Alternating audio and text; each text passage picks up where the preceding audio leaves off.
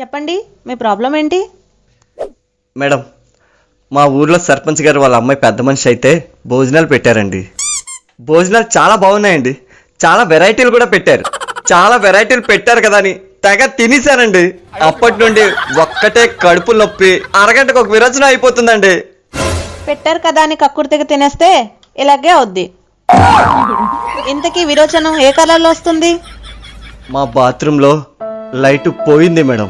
నా విరోచనం ఏ కలర్లో వస్తుందో చూడలేదు మేడం. సరే,